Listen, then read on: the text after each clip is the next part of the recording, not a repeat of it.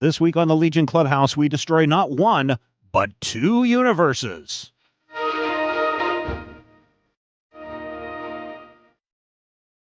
They were the heroes from the future, teenagers protecting the universe from those that would sow the seeds of chaos. Each had unique powers and abilities, and though they often had their differences, they came together to save the day as the Legion of Superheroes. Now you can be a part of their adventures and learn the history of the future in the Legion Clubhouse. Cover of issue number 4 tells me that Mon-El either lost a lot of weight while he was dead, or he needs to find a better tailor that knows how to fit a suit. I feel like we're supposed to believe that he lost a lot of weight. Also, we're for the first time ever in the history of the Legion, we're actually seeing the fasteners that hold his little Nehru jacket closed. So maybe it fits better when he's actually got it all sussed up. I don't know. Yeah, I also have a question about what goes on Talok 8, where it appears that the women of the culture cannot show any part of their bodies, almost like burqas. And I'm a little concerned about that, but I would like to know more. Certainly. That particular woman is the only woman I think we see in this there's issue. two. If you look on panel 4, you look on panel 4, there are two women in these head to toe, fully covered bodies. I don't know. Well, I know that Tasmia, is one Shadowless, is in mourning. Yeah. And I want to say that she joined some cult or like a convent or something. Actually, convent is probably what I was looking for. Yeah, because they say something about her being one of the sisters of something dark side. Let me try. I think it's actually in the Omnicom at the end where Tasmia has gone and she's joined the Sisters of Mercy or something. Okay. But yes, not everyone on planet Talok 8 is like that, because I thought she was in this issue, but she's not. Do you remember Lady Memory? No. Okay, so back in Tales I remember of the when, there's a whole thing in the Omnicron about Mon-El going crazy and how they couldn't control him, et cetera, et cetera. Yeah. Back in Tales of the Legion, about the same time that Cole was torturing Brainiac 5 and Dawnstar, there was a whole story about how Lady Memory unlocked all of Mon-El's 1,000 years of memories of the Phantom Zone. And he went El Bonzo Seco for a couple of episodes. This issue kind of retcons that even further, but Lady Memory is green, and she has married Shadow Kid, Grev, who's in these first panels, who is now officially the planetary champion because Tasmia is considered to be compromised. But they have united the green and blue races of Talok. Okay. And I thought it was some, women aren't allowed to show themselves kind of thing. No, thankfully it's not that. That comes on another planet later. Yeah. So Mon-El does show back up, and he's got multiple voices in his head. And it starts on page 4. And I will say that reading this the first time, I was like, what in the heck is going on? Because we have seen, especially in the last 10, 15 years or so, especially with McGinnis doing the art with Justice League and Batman Superman, that they were trying to do creative ways of indicating how different people are speaking by the color of their word balloons and the shape of their word balloons. Like Superman would have a yellow background with black text and a red outline, and Batman would have a bat with a yellow interior with black lettering for his monologue or dialogue that's going on off panel here. And I'm also going to say that probably this didn't help in the printing of the day. We have light blue, light pink, and mauve. And it is, and then also there's 4 different colors: light blue, light pink, mauve, and then an orangish color, which is very close to the light pink color. And I think that if you try to read everything in a single panel and then go to the next panel, it gets very confusing very quickly because of the coloring of those word balloons. So my suggestion is always read the circle balloons first, then go back and reread the page with the square balloons, because those are two different conversations going on simultaneously. And I think that page makes a lot more sense that way. I will tell you, I remember reading this book when it came out in, 1990, 89. And I was confused because in this first panel, or those first, I guess, the second page, those 9 panels, Yeah, page I 4. thought we were seeing Roxas again. Because you remember, Roxas was around with multiple voices in his head, killing Block last issue. Right. I didn't realize that. And apparently, I was not the only one who thought that. And it may be, and I believe that this is true, this issue 4 and issue 5 were kind of not meant to be where they ended up being. Oh, really? For editorial reasons, yeah. Because when we get to the end of issue 4 and issue 5, we do find what they've actually done here. But yes, the multiple voices in the head, I thought it was Roxas. It turns out it's Mon-El. Yeah. Well, it's Mon-El and Shadow Last having a conversation with one another. And Mon-El is like, hey, the Trapper is still inside my head. When I killed him, he saved a little bit of me, a little bit of himself inside of me. Meanwhile, there's a conversation, second conversation going on between who we assume is the Trapper because he's got the Time Trapper. That's who we're talking about, ladies and gentlemen. Really, Per Degaton, later that we find out. But stop it. The purple box is the Trapper, and we have some other person who keeps calling the Time Trapper father. Yes. Do you know who that third person is? Well, looking ahead, is it Eltro? Is that who it's supposed to be? It is Eltro. Do you remember? No, I don't, because later in the episode, when Brainiac is trying to delve into what's going on inside Mon-El's head, we get a flashback. And again, I really like the color palettes of the flashback. Mon-El is fighting, I'm guessing, the Time Trapper, but then somebody comes up at the last minute and goes, no, Mon-El, I will take your place and I will die in your stead. I am Eltro. And everyone's like, Eltro, yay. And all of this happens off panel in that one issue. So I have no idea who Eltro is. And he was probably introduced in, some backwater, Bob Cobb's third cousin's brother kind of thing. It was Action Comics number 384, written by Jim Shooter. Art by Kurt Swan. And basically the whole thing it was a Dream Girl plot before Dream Girl joined the team. Dream Girl saw Mon-El's funeral. She thought Mon-El was going to die. They did a whole thing where his cousin, who actually turned out to be, I guess, the great-great-great-grandson of one of his brothers, Eltro, basically faked Mon-El's not dying. So he stole Mon-El's suit, went into battle for him, made sure he didn't die. But when he stashed Mon-El, he stashed him on an asteroid with a lot of lead. And so at the end of the story, this is back when the Legion was just the backups in Superman stories. Right. Back in 1970. So Eltro gave his life to revive Mon-El. At the time, the story was that Eltro took his life energy and gave it to Mon-El. What it apparently did was take Eltro's mind and essence and stick it in Mon-El as a second entity. So, and for 30 years, this plot point Eltro's just sitting in the background of Mon-El's brain, just sipping some tea and reading magazines. Well, this is the thing. This is a Tom and Mary Bierbaum plot. Yeah.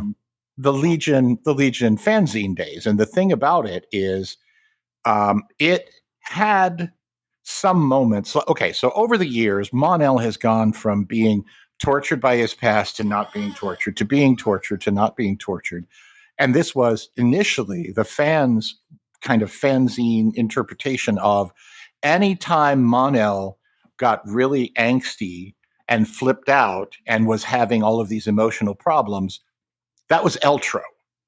Because Mon-El was a good, strong hero and was officially over the things that happened in the zone.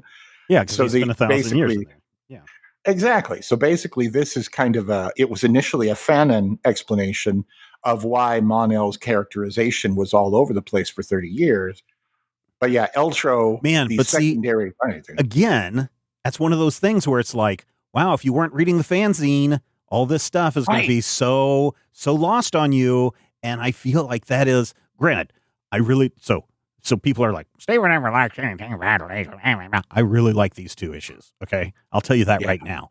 But again, the thing that I keep saying ever since 5 years later began and the Bierbaums joined on, if you don't know your Legion lore, you are going to be lost for the most part in this stuff. This is a very deep cut. Now, I was 19, 20 when this book came out, so I was not the backstory guru that I am now, but I was me, and I was young, and you and I had comic book conversations in college to where, I wasn't a new kid. I had been reading the Legion for several years at this point. All of this went over my head. Yeah. The Eltro stuff went over my head, and finally, in order to get the explanation, you literally have to read the Legion booklet, which was initially made for the DC Superheroes role-playing game, $29.95. Oh, I have that But somewhere. yeah, me too. And it's actually got a lot of the important bits of plot that didn't ever actually quite make it into the story. So interesting. Yeah. Well, so the Eltro is out there. Yeah, so the Eltro is in there too. Although we really, I guess we're just assuming that that's who it is. By the end of page 5, we certainly know who it is. But anyway, Night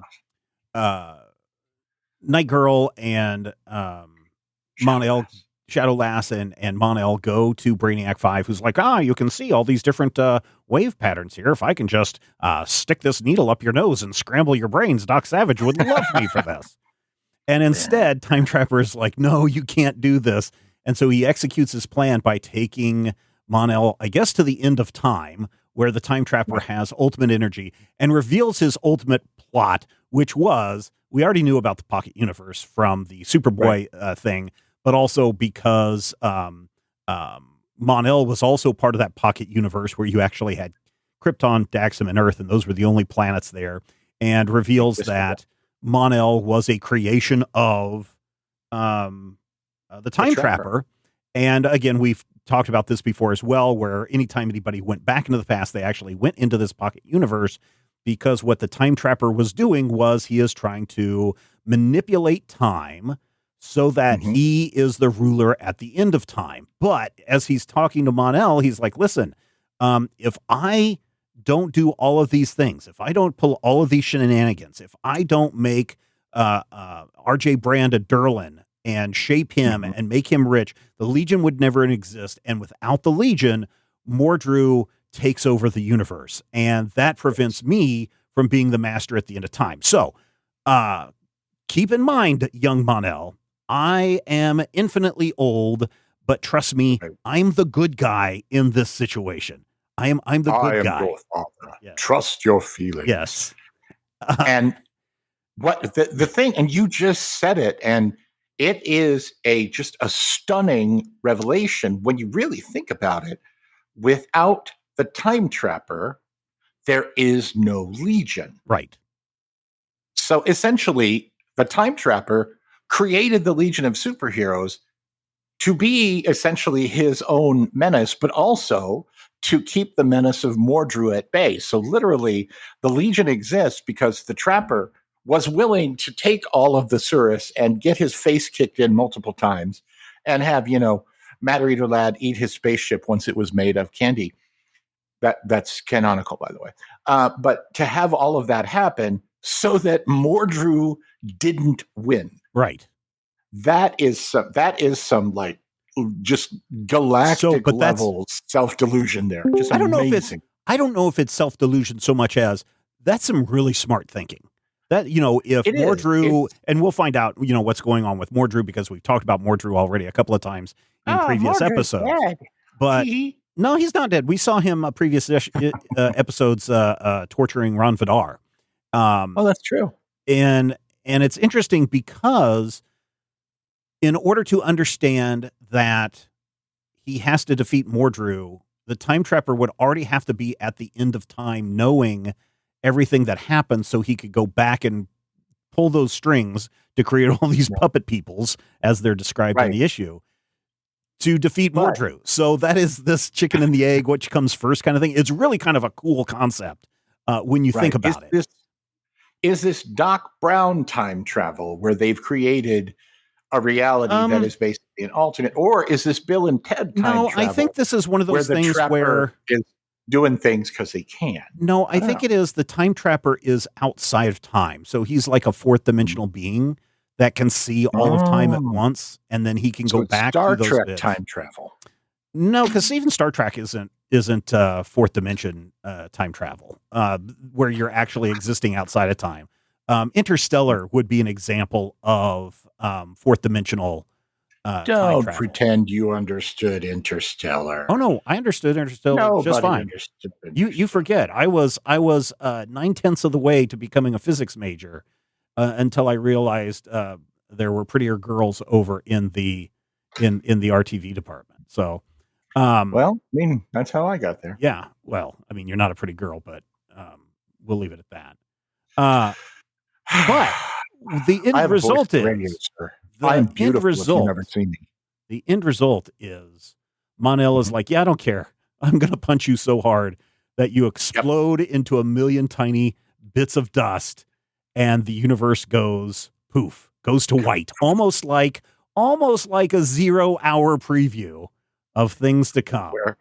Where goeth the legion, the DCU shall follow. It is written, and thus is it spake. But honestly, from Mon's perspective, now this is the last appearance of the Silver Age Mon-El, the character that we know, the Bob Cobb, all of these characters. This is how they break. This is how they break the connection between Superboy and the connection to the Legion.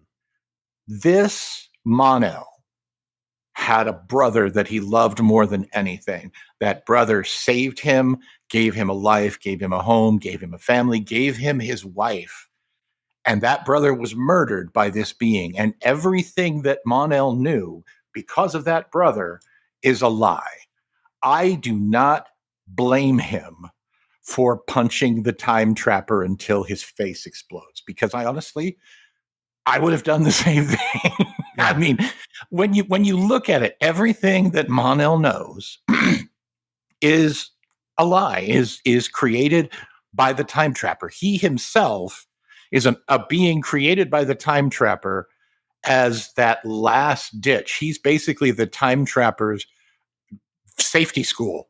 Mm-hmm. So if everything falls apart in the Ivy League, Mon-El is basically the University of Arizona. And I mean, if you called me the University of Arizona, I don't know why not. But yeah, he punches him and the universe ends and we fade to white and everything's dead. And that's the last issue of the Legion Clubhouse. Thanks for calling. No, it's not quite, because I did promise at the beginning that we were going to destroy 2 universes. Oh, that's true. We got to kill another universe. Yeah, so everybody just hang on real tight.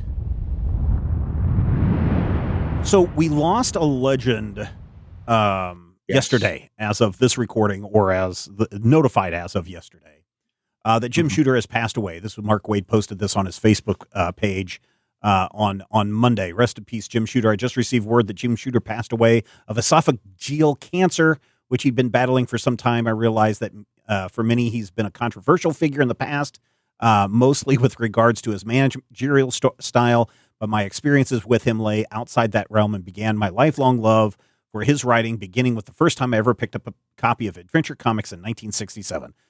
Jim broke into comics at the age of 13. Let me say that again, 13. I don't know about you, but when I was 13, I could barely put sentences together on paper.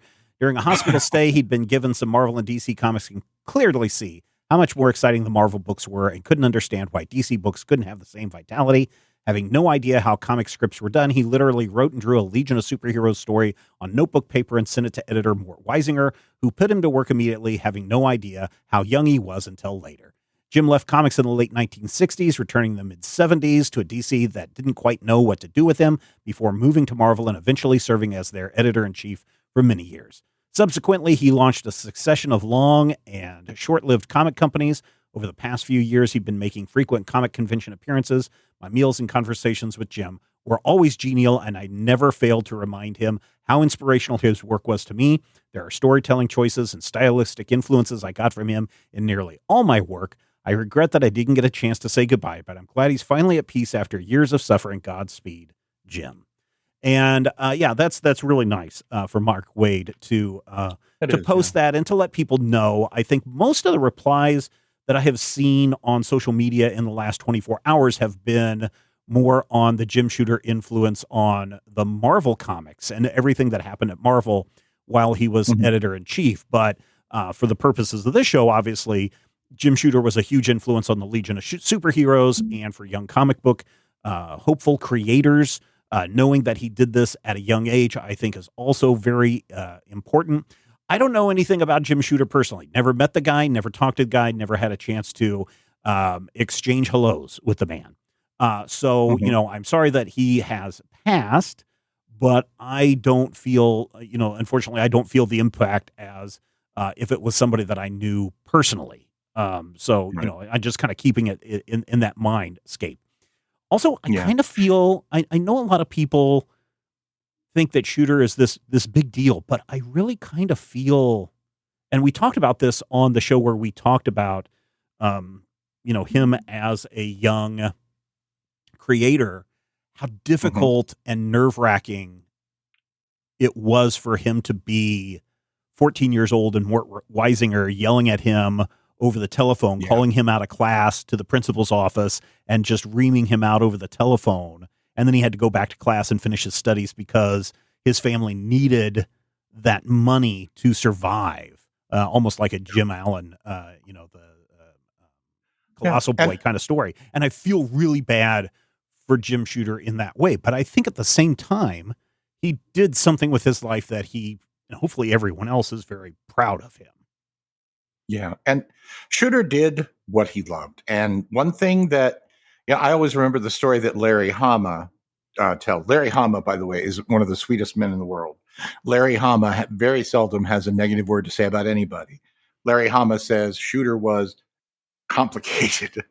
He was very hard-headed. Mort Weisinger was a hard case. You did it his way. And I feel like a little bit of that does carry through to the work that we see and the stories that we hear about Shooter. But there's also the fact that, at Marvel, you didn't have royalties until the Shooter era.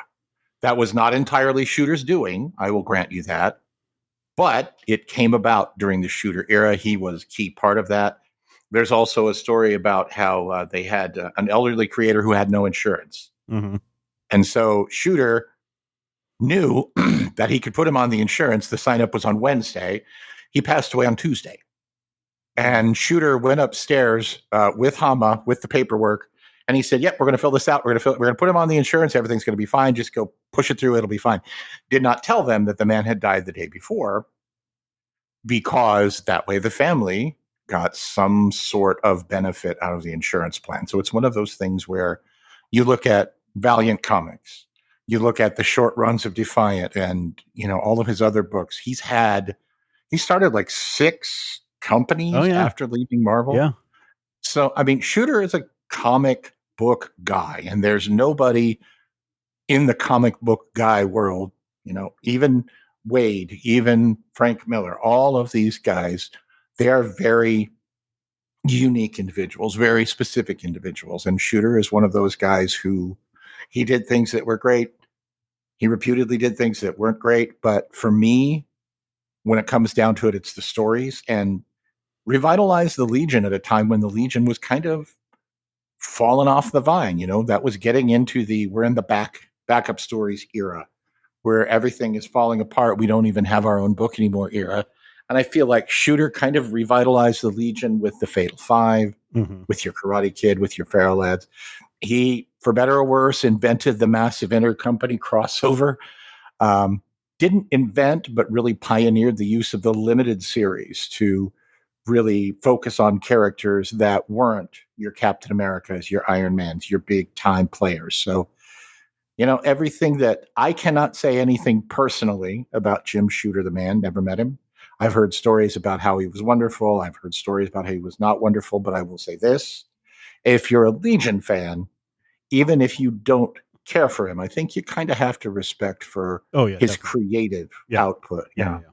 He's somebody I would have liked to have interviewed. I had Yeah. the chance one time to interview Stan Lee when he launched POW Entertainment back in the early 2000s, but I was just Mhm. like, it doesn't fit with this company that I was working with, doesn't fit with the things that we do. And so I passed Right. on that, even though I did see Stan at a couple of conventions after that. Right. But I kind of always regretted not trying to get Stan on this on the Major Spoilers podcast when we first started, because Stan was just doing anybody's podcast back then. I mean, seriously, I mean, he would show. he'd talk to anybody. He literally would.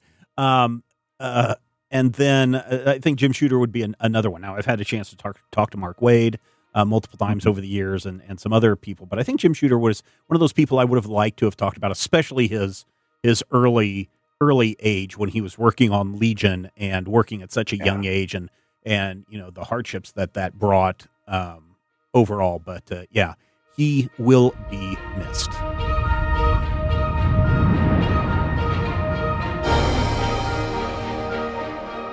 If you enjoy the show, we would appreciate your support. You can find out more and become a Legion Clubhouse member at patreon.com/majorspoilers.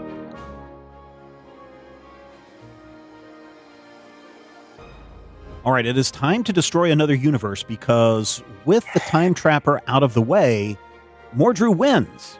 And so issue 5 is all about a day in the life of Earth. Had Mordru won the Magic Wars all those years ago and taken over the universe, and everything is very much as you would expect it to be. Castles and oldie-timey stuff. But we do get to see the adventures of Pharaoh Lad and Ron Vidar and the White Witch and I forget who else. Glorith. Yes. Glorith, who appeared one time way, way, way back in Adventure Comics 336. She's kind of a bad guy. She is, but she turned the Legionnaires into babies for the second time in about a 5-issue stretch. This was not the time that Matter Eater Lad ate the Time Trapper's ship after it was made of candy. However, it was close to that. Glorith turned the Legionnaires into babies, and they ran around, and there was an Ultra Boy baby, because there's always an Ultra Boy baby. Every time there's been Legion babies, there was an Ultra Boy baby. This is a true fact. Look it up. Yeah. But so this is really cool. So never seen again. Pharaoh Lad and Ron Vidar are plotting, trying to figure out a way, because they keep hearing these stories, and the White Witch keeps telling them these tales of, what she calls an alternate universe or alternate timelines, and what happened. And she even tells poor Pharaoh Lad, "Hey, you died in this other timeline." And she does it in a very mysterious, mystic way, or whatever. And so there's this real time that never was. Casualties as false. Yeah. And so there's this real conflict between Pharaoh Lad, whether he provides for his family or he goes through with this crazy plot, because Mordru is all seeing and wants to just put to death anybody if they cross him. And Ron Vidar is just very much, I know what I know. I've been a time traveler. I've been a Green Lantern. I mean, he doesn't remember those things, but and he got a Mo haircut, which means that no one can read his mind. Yeah, because when you have a Mo haircut, you get a really hard head, and no one can see porcupine. Yeah, come on. It's not quite a Mo haircut, but it is a popular style of that time. Mo had he would not have had the flip up bangs on the front. Okay, so it's a '90s Mo. It's sort of a Mo money. Yeah, it would have been it's a peasant haircut. From it was like if medieval Jim times. Carrey was Mo. Yeah, I think we've seen that. Oh, Carrey. Oh, you don't know. So this is a plot where, for the most part, we also get to see Manos Hands of Fate show up. Mano. But the end result is Glorith kidnaps Ron Vidar. He tells her this story, and because I guess she hates Mordru, she's going to go along with this idea that, yes, I will cast this crazy spell that will prevent Mordru from being the ruler and reset, right? Or give Ron Vidar power or something. It's really kind of unclear exactly what's going on. with this? She's going to become what the time trapper was. She's trying to gain power for herself. So she's going to make herself the counterpoint to Mordru, and thus recreate a timeline like the one we saw with the Legion, where someone keeps Mordru from taking over the world. Okay. But she's doing it for personal power and gain, and also for the SEXs, because she very clearly takes advantage of Ron Vidar when he is in her chambers. And I'm just like, well, hello, 1989. Oy. So the end result is she does her spell. The White Witch smiles. There's a mention about Lobo. Then everything goes white. 0 hour begins. But she gets tricked. Rond actually forces her to kill herself. Tricks her into doing. Yeah, she kills herself. But worse than that, she has to lie there and bleed out because her death is the catalyst that restarts the universe. And so Ron tricked her. But I have to say one thing about issue 5. There is a page in issue 5 that honestly, literally destroyed me when I was 19. Page 15 of this issue is a nightmare. It lives rent-free in my head. Literally just the other day, I was thinking about the horror. Beatles song about this. Yeah, there's a young courtesan named Prudence who is captured, and Mono wants to know what she knows. So rather than torture her, he dips her into what they describe as an RNA bath, which dissolves her. And as she dissolves, which Mono says is actually quite a pleasant sensation, all of her memory, the essence of what she is and what she knows, basically dissolves into the soup. And the computers, or whatever the system that they're using there, their magical boobala-boobalas are actually able to read everything in her memory. But we see her being dipped into this acid bath and just melting away. And I'm just like, nope. So what's interesting about this sequence, two things that I find interesting about this sequence. Number one, if we go back to like issue 3, I believe, when Mordru first appears, where he's torturing Ron Vidar, it is almost the exact same thing that we see here. Second thing, notice that there's no Green Lanterns that we know of in this universe, but that dip certainly is green. It sure is. It kind of makes you wonder what's in there. Yeah, I just find that kind of a weird parallel between what we saw before with the torture sequence and this. This is 1989, so it may actually be High C Ecto Cooler. Oh, or no, that was after 0 hour, right? With the new green printing ink.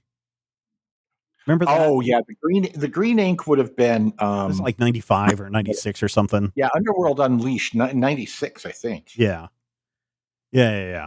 So I don't know. I just found that very interesting. But again, the world resets and we don't know what's going to happen. I kind of wish that we'd get like 2 more issues of just the universe resetting. Nope, this ain't the right one. Reset. Nope, this ain't the right one. Reset. Or jump timelines, really. Kind of is, I guess, how you could look at it as well. Because that's actually how Ron Vidar illustrates it in the snow is different timelines and jumping from one timeline to another timeline. The Doc Brown 1985A. And I was just like, I wonder what's happening. But the fascinating part about, to steal your word, about this issue is so much depth and thought and process was put into this alternate universe that we see for 22 pages. Yeah, one issue. This is a world where they have literally broken down. We don't know where everybody is, but we know that Feral Lad never died because there was no Legion, which means he would have never been in the guns of the Sun Eater. Well, which makes you wonder if Mordru was powerful enough to turn the Sun Eater away. He had to have been. And 17 years at this point in time is, in fact, the timeline that Keith and Tom and Mary created for the Legion's time frame. So you go back to the original Mordru appearance, which I think is 68. With no Legion, the Legion would have been around for about a year and a half at that point. With no Legion to stop him, he takes over the universe. We had 12 years in their mind of Legion history and then the 5-year gap. So 17 years is telling us how long has it been since the formation of the Legion of Superheroes. So essentially, the Legion lasted for 12 years, even though the books were being printed for 34, 35, 1958 to 1989, so 30 years. Yeah. So it's just absolutely flummoxing to me, because this is like Rodrigo level crazy, the amount of thought that's been put into this alternate universe that, again, I don't think they meant to put here. I think that they were forced by editorial to do this here because of another, no, you can't do this, your Superboy response was not good enough. And so this issue resets the timeline with no Pocket Universe, no Superboy, no Time Trapper, none of that. So yeah, we which have again, the Superboy problem again. I know we do. We not only do we have the Superboy problem that is now not resolved, we also have a how did the Legion form problem again, which again won't be, I mean, really Zero Hour tries to clean all that up, but they'll try to hand wave it away in a few issues, I'm sure. Yeah. Somebody, in this case, Glorith, previously the Time Trapper, stole a character called the Durlan from the pages of Legion 89, number 9, L.E. Oh, man, we should have read that. We should have. And honestly, you know why we did? Legion, L.E.G. I love that series. I read that when it came out. I loved it. But it runs 67 issues. Well, all you have to do is just read this one. Yeah, but that one won't make any sense without the previous 4. It says, I'm here to talk to you about a Lobo problem. Excuse me, what? Right, Lobo. It's just so weird. There's a panel. It's just so weird. There's like 2 panels. I'd like to consult with your wife on the Lobo problem. Why are you asking me? Huh? Bloop. No. Poof. Go to white. It's just so weird. So, the Legion of the past, the licensed extra-governmental interstellar operative network under the command of Vrildox, Brainiac's great-great-grandfather, was assembled, and one of their members was the Durlan. They escaped from the Starlog during the Invasion crossover. Yeah. 3 issues of Invasion, the 87 summer crossover from DC. Yep. We covered it on the main podcast years ago. Yep. And at that point in time, in order to throw somebody forward, the Trapper had to throw somebody back. If you look really closely on page 19 or 20 there, we see the Durlan disappear, and he's replaced by a familiar-looking girl in a white costume with pigtails. And you remember the last maybe 2 issues ago, Joe was lamenting the loss of his beloved Tinya, Phantom Girl. Yeah. Yeah. I'm not saying anything at this point. All I know is I really enjoyed these 2 issues a lot, and I'm curious what our listeners have to say. And they can head over to our Discord server, join it for free, get into the Legion Clubhouse chat room, where people are sharing all sorts of good thoughts and bad thoughts about the 5-year later Legion. We'll get back to more of the 5-year later Legion next time on the Legion Clubhouse. Thank you, everybody, for joining us this time. The Legion Clubhouse is a production of Major Spoilers Entertainment, LLC, and is produced by Steven Schleicher. Your hosts were Matthew Peterson and Steven Schleicher. You can follow Matthew at Mighty King Cobra and Steven at Major Spoilers. You can follow this podcast on Twitter at Legion Clubhouse. If you have questions or comments, send them to podcast@majorspoilers.com. I'm Jason Inman. Until next time, eat it, Grandpa. This podcast is copyright 2025 by Major Spoilers Entertainment, LLC.